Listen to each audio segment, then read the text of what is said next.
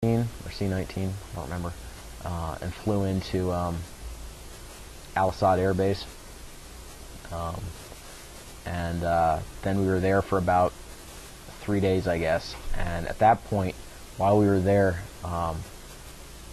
the unit that we were replacing started to rotate back out, and they started intermingling with us and telling us what to expect when we got there. And I remember seeing these guys coming out, their uniforms, they were supposed to be wearing their best uniforms because they were on a large installation and you're still expected to maintain uniform standards. And these Marines' best uniforms were torn, they were stained, these guys hadn't had haircuts in God knows how long. They shaved their faces every morning, but they were obviously shaving them with bad razors because they just looked scruffy. Their general appearance was kind of rough-hewn, and I remember one corporal coming in and trying to talk to our team leaders and just laying out exactly what to expect when we got there.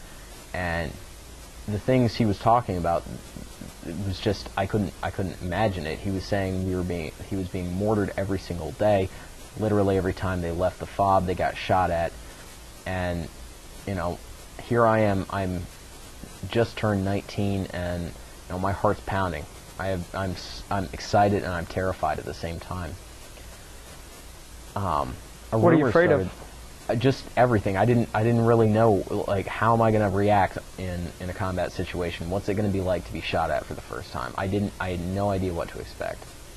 And a rumor started going around that our first platoon to go into the forward operating base in Haditha had been escorted in by tanks, and one of the tanks had been blown up. It turned out that later that this was a complete fabrication, but you know how things go in the ranks. You know, someone says, oh, a truck got shot at with an AK, that turns into, we got ambushed with an RPG, which turns into a tank got blown up by a landmine.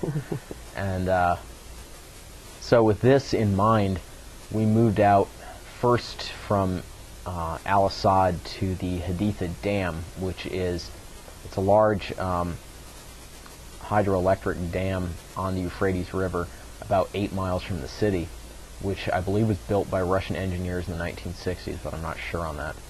At any rate, that had been turned into like a large marshalling area for all the support units and everything.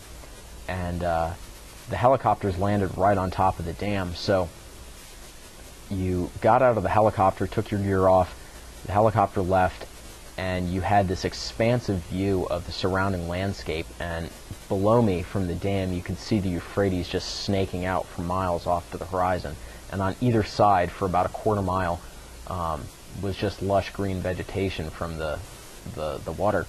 But then beyond that it just turned into this desolate desert sand, and off in the distance we could see this lonely little water tower.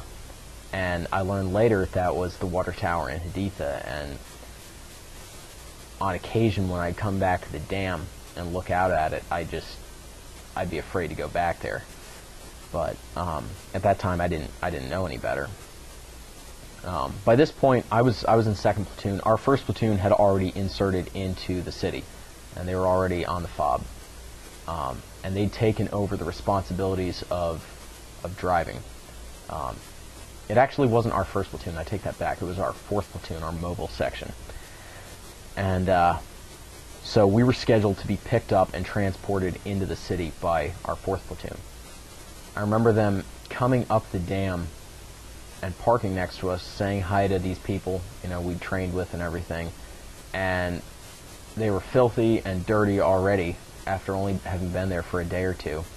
And their platoon commander jumps off the truck, and he's got a big grin on his face, and he walks up to one of my squad leaders and he's like, dude, we were just in contact 20 minutes ago. And of course I'm sitting there thinking, wow, you know, this is going downhill fast. And we got a tank blown up, these guys were just in contact, I'm gonna get destroyed out here. So we loaded up on the trucks, and we were given the order to go condition 1 for the first time, which means put a round in the chamber, get ready to fight. And at that moment it was like everything I'd been taught deserted me. I just felt like a lump of jello sitting there, because I put the magazine in my rifle, I pulled back the charging handle, and the round wouldn't seat. and for the life of me, I couldn't remember what to do to fix it. So I took the magazine back out, and I tried putting it back in, and I tried charging it again. And by this point, the rifle was completely jammed. And it never occurred to me that, you know, I just maybe needed to hit the forward assist or something like that. It just, basic concepts of rifle use just completely left me, and the Marine sitting next to me had to straighten me out. Called me an idiot, I'm pretty sure. But once that was all ironed out, we moved out and started driving towards the fob. And at this point, the adrenaline is pounding so hard, you just reach that stage where you crash. And everybody, to a man, including our NCOs, sitting on the truck, fell asleep. Here we are driving through the middle of nowhere in Iraq with anticipation of imminent contact on our way to a fob that is supposedly being mortared every night, and we are sleeping beauties in the back of this truck. I remember we got there and I woke up because they hit the brakes so hard. We all kind of dominoed to the front and clunked Kevlars. And we woke up, kind of got a guilty look on our face, and it was very quiet. The fob was silent. It was blacked out, so you couldn't see anything. And we unloaded our bags and took them into our room, and they told us, you know, get some sleep and we'll figure things out in the morning. But the next morning, got up, kind of looked around the fob, and with the benefit of daylight now, I could actually make out my surroundings. And the forward operating base in Haditha was literally nothing more than a block of government schools in the middle of the city that had just been taken over, surrounded by HESCO barriers, which are basically metal baskets lined with industrial fabric and filled with dirt. And those have been turned into fortifications, and there were several posts around the forward operating base that Marines stood guard in, and then that was our life right there, just one or two city blocks, and there were about 150 Marines. What was the mission? The mission was basically to, at this point, we really weren't worried about hearts and minds. We were worried about dealing with the kinetic fighting that was going on in the city, because at that time, I don't want to give a number of how many contacts we were having per day, but it was a very large number. And that one squad leader was not lying. Every time you left the wire, you got shot at. That's just how it happened. How soon did that happen for you? The very first patrol I went out on, it was an evening patrol. It was very quiet. We walked out in the city. I remember thinking it was not anything like what I had expected. I'd expected kind of a third world, rundown kind of city.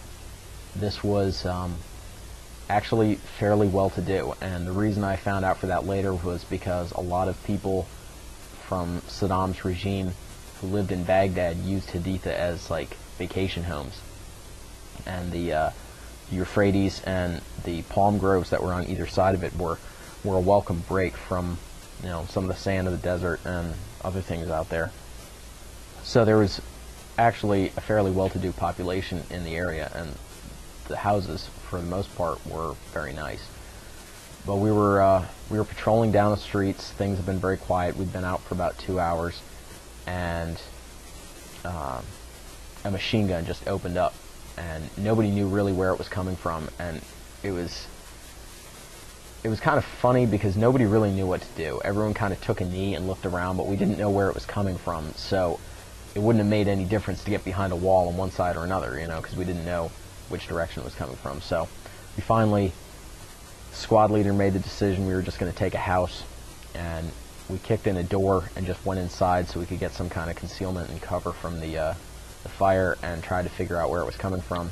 We never did. We never got a chance to shoot back, but that very first patrol, just getting shot at, was, you know, I wouldn't really call it a wake-up call because I was definitely awake by that point, but it was a gut check for sure.